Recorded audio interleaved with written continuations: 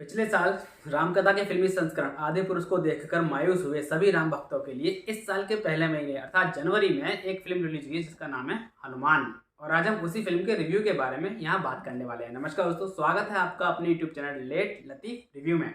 आदि पुरुष के 600 करोड़ के बजट के मुकाबले इसका 5% बजट भी इस फिल्म के मेकिंग में नहीं लगा है, लेकिन कंप्यूटर ग्राफिक्स, स्पेशल इफेक्ट्स, कहानी, संबोधन और संगीत, इन सभी कैटेगरीज में यह फिल्म उससे तो कई गुना ज़्यादा बेहतर है।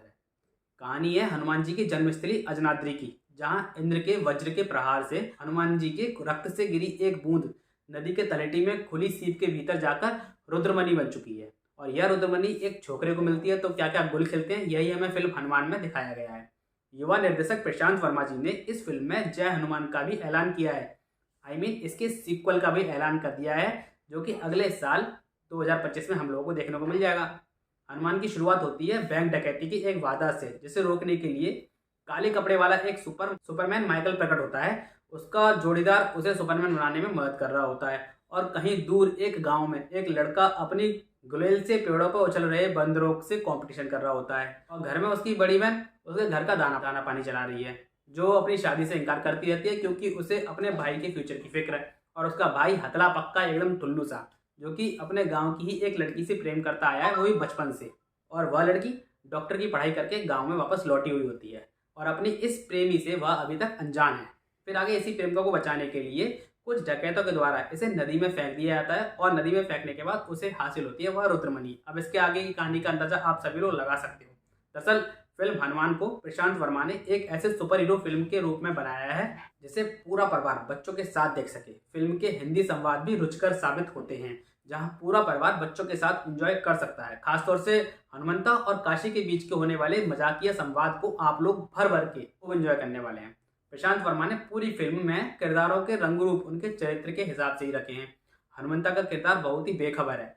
बेखबर का मतलब कि उससे अपनी जिंदगी से कुछ लेना देना है नहीं है। उसका प्रेम बहुत ही निश्चल है और उसकी प्रेम का उसकी उम्मीदों से भी बहुत ज़्यादा खूबसूरत है। प्रशांत वर्मा का यह डायरेक्शन वाला दृष्टिकोण जो है फिल्म हनुमान को एक मनोरंजक फिल्म बना पाता है। और अब जैसा कि यह फिल्म रामायण की पटकथा पर आधारित है, या यह कह सकते हैं कि रामायण के एक कैरेक्टर के चरित्र के ऊपर यह फिल्म बनाई गई है, जो कि एक काल्पनिक कहानी के तौर पर हमारे सामने प्रेजेंट की गई है। अभी हाल फिलहाल में पिछले साल आई फिल्म आदि पुरुष से तो कंपटीशन कंपैरिजन इसका बनता ही है, क्योंकि इस फिल्म की इतनी ज़्यादा हाइप होने के बाद भी वह फिल्म इतनी थर्ड क्लास बनी कि रामायण प्रेमी और हर हिंदूवादी सोच रखने वाले मनुष्य के वो हंसी का कारण बनी। और ऊपर से जब इतने कम बजट की फिल्म का इतना अच्छा बेहतरीन प्रदर्शन हम लोगों ने देखा, तो फिर से आदि पुरुष को एक बार याद करके कोसना तो बनता है, क्योंकि यहाँ पर यह बात तो एकदम साफ हो गई है। एक अच्छा खासा बजट का होना उतना ज़्यादा जरूरी नहीं है जितना कि एक अच्छे दृष्टिकोण का और एक अच्छे मानसिक चरित्र का होना जरूरी है किसी एक ऐसे प्रोजेक्ट के ऊपर फिल्म बनाने में, जो कि हमारी भावनाओं से सीधा कनेक्शन रखती हो। और उस कनेक्शन का सार्थक रूप से जवाब दिया है डायरेक्टर प्रशांत वर्मा ने।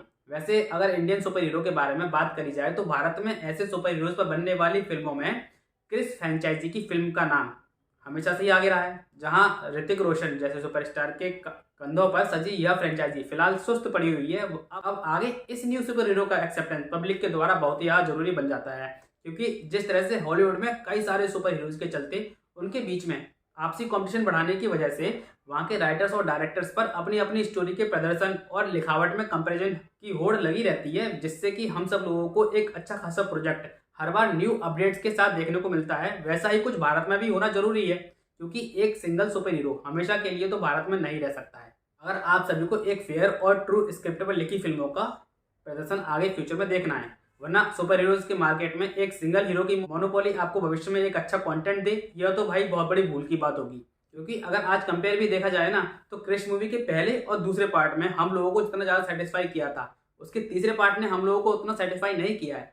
और शायद अब चौथा पार्ट जो क्रिश 4 का आएगा, कम से कम उसे हनुमान मूवी के बेंचमार्क को तोड़ना होगा, क्योंकि इतने कम बजट की मूवी होने के बावजूद भी इंडियन ऑडियंस के बीच में अपना एक बेंचमार्क तो इस मूवी ने सिद्ध कर दिया है। क्योंकि 40 से 50 करोड़ के मिनी बजट में बनी हुई इस मूवी ने सभी तरह के एनिमेशन, ग्राफिक्स और वीएफएक्स का सही इस्तेमाल बड़े पर्दे पर कर दिखाया है, जिससे हम सभी लोग 95% तक तो सेटिस्फाई हुए हैं। बाकी फिल्म के हिंदू संस्कृति पर बनने की वजह से जिस तरह के माहौल में अभी अपना देश ढल रहा है, उससे इस फिल्म को बहुत ज़्यादा फायदा होने वाला है और ब्लॉकबस्टर हिट तो यह फिल्म रहने वाली है, इस बात में कोई दोहराई नहीं है। ऊपर से फिल्म ने हिंदूवादी सोच को कहीं भी मलिन नहीं होने दिया है और किसी भी तरह की फिल्म में ऐसी चीज़ नहीं दिखाई गई है जिससे कि हिंदू की आस्था को ठेस पहुंचे। और रही बात साउथ के एक्स्ट्रा लार्ज सीन एक्शंस की, तो वो तो हनुमान मूवी में हम सभी लोग एक्सेप्ट भी कर सकते हैं, क्योंकि हम सभी लोगों के मन में हनुमान जी की जो छवि बनी हुई है वह एक्स्ट्रा लार्जर ही है।